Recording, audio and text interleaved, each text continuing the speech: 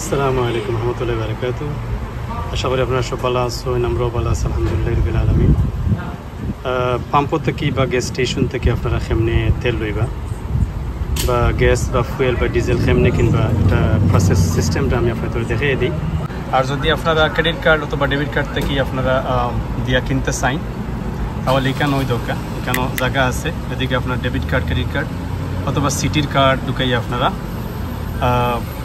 Fuel হোক, diesel হোক অথবা গ্যাস হোক আপনারা লইতে পারবা, কোনো অসুবিধা নাই। আপনি তো প্রশ্ন হইতে পারে এগুন কিতা।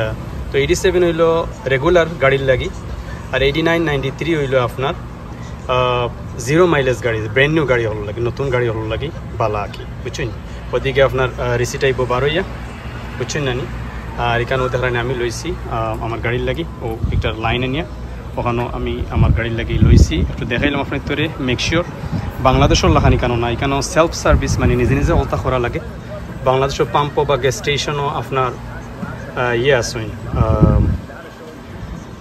আসেন অ্যাসোসিয়েট হল আসুন বা হেল্পার হল আসুন, এখানে হইলা না, এখানে সব কিছু আপনার জারজারির।